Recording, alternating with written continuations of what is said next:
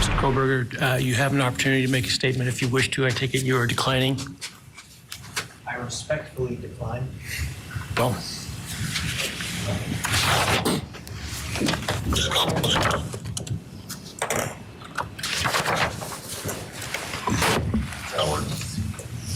Please. All right, let me start this morning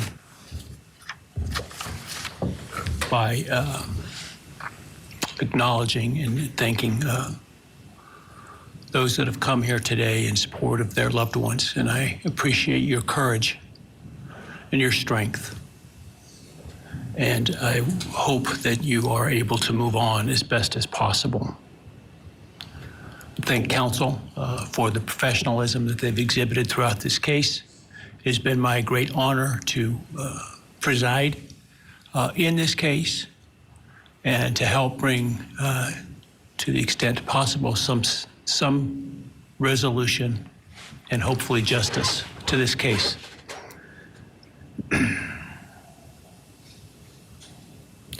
During the quiet morning hours of November 13, 2022, a faceless coward breached the tranquility of 6 beautiful young people and senselessly slaughtered them, 4 of them. Who committed this unspeakable evil was unknown for several weeks, but due to the killer's incompetence and outstanding police work by numerous local, state, and federal law enforcement agencies, the person that slithered through that sliding glass door at 1122 King Road now stands before the world and this court unmasked. This unfathomable and senseless act of evil has caused immeasurable pain and loss.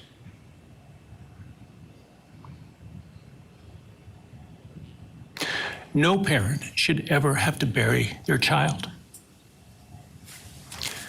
This is the greatest tragedy that can be inflicted upon a person.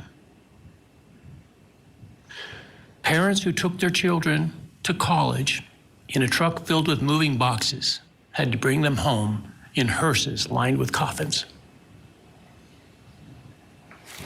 The loss this killer inflicted was not just the death of these people's children, siblings, grandchildren, as we've heard today. It has ripped a hole in their soul, destroying a special part of their very essence. Any person who is a parent defines themselves foremost as such.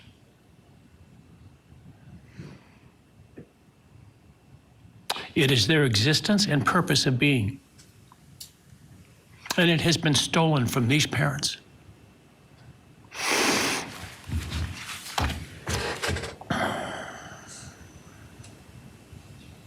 None of us have experienced the loss these victims have in the unspeakable way that they have. And therefore, none of us can, nor should we, question the way in which they have handled their loss. Whether that be in private mourning, removed as far as possible from this media circus, or in front of a camera demanding retribution with the loudest megaphone. I've listened intently to the stories and pain that have been shared today, with great awe at the courage and resilience of the surviving family members of those wonderful children. I've listened also to the surviving roommates, both in person and through their friends.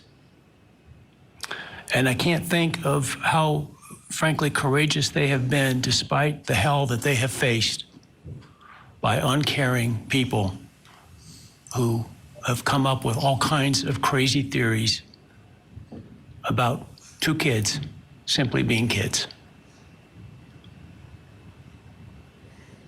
The parents, siblings, and other family members who have spoken today are designated as victims in our legal system. But going forward, I hope that they can shed that label, as it gives too much power to the evil that condemned them to that role. They are and should be known as survivors, fighters, and foremost as witnesses to the tremendous lives of value an unbounded promise of these 4 young people. But those speaking today and those who did not speak, but who carry this same burden, this same loss, now carry forward the memories of these now perpetually young people, these forever children. These survivors carry the responsibility of ensuring that the voices of these children, Maddie, Kaylee, Xana, and Ethan, are never forgotten, and the positive impacts that they have had on so many lives are never minimized, and that the love they shared, the light that they shined onto others is forever celebrated. As we sit here today, this case is ending, and we are now certain who committed these unspeakable acts of evil, but we don't know, and what we may never know is why. I share the desire expressed by others to understand the why. But upon reflection, it seems to me, and this is just my own opinion, that by continuing to focus on why, we continue to give Mr. Kohberger relevance. We give him agency and we give him power. The need to know what is inherently not understandable makes us dependent upon the defendant to provide us with a reason, and that gives him the spotlight, the attention, and the power he appears to crave. Yet even if I could force him to speak, which legally I cannot, how could anyone ever be assured that what he speaks is the truth? Do we really believe, after all of this, he's capable of speaking the truth or of giving up something of himself to help the very people whose lives he destroyed? Rather, I suspect the so-called self-serving and aggrandizing untruthful bits, leaving people wanting more information, more insight, and thus enhancing even further the power he seeks to hold. Even if we could get truthful insight into his why, I suspect it would not in any way quench one's thirst for actually understanding why in the first instance. Because there is no reason for these crimes that could approach anything resembling rationality.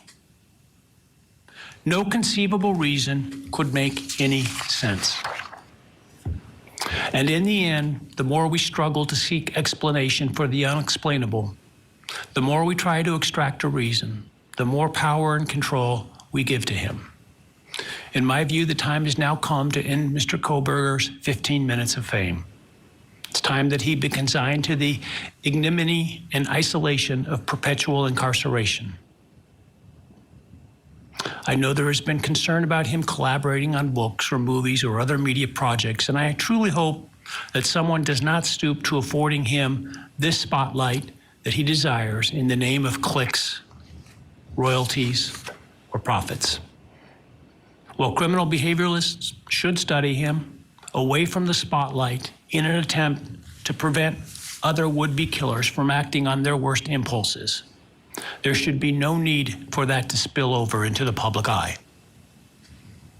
The great Idaho jurist Edward Lodge was known for trying to find something positive about every person he ever sentenced. And with over a half a century as a trial judge, that was a lot of people. This was often challenging, and I recall in one case he said that the best he could come up with was the defendant had good penmanship. Truth be told, I'm unable to come up with anything redeeming about Mr. Kohberger because his grotesque acts of evil have buried and hidden anything that might have been good or intrinsically human about him. His actions have made him the worst of the worst.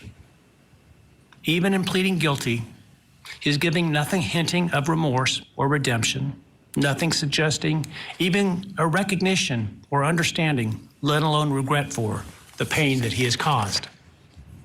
And therefore, I will not attempt to speak about him further, other than to simply sentence him so that he is forever removed from civilized society. And accordingly, based upon his conduct and based upon the record before this court, recognizing the standards that govern this court's sentencing decisions as set forth in State v. Toohill, I hereby sentence Mr. Kohberger as follows. On count 1, burglary, 10 years fixed, 0 years indeterminate. I also impose a fine of $50,000. Count 2, first-degree murder of Madison Mogan. I sentence the defendant to a fixed term of life imprisonment without the possibility of parole, a fine of $50,000, and a civil penalty of $5,000 payable to the family of the victim. On count 3, for first-degree murder of Kaylee Gonsalves, I sentence the defendant to a fixed term of life imprisonment without the possibility of parole, a fine of $50,000, and a civil penalty of $5,000 payable to the victim of the family, or to the family of the victim, pardon me.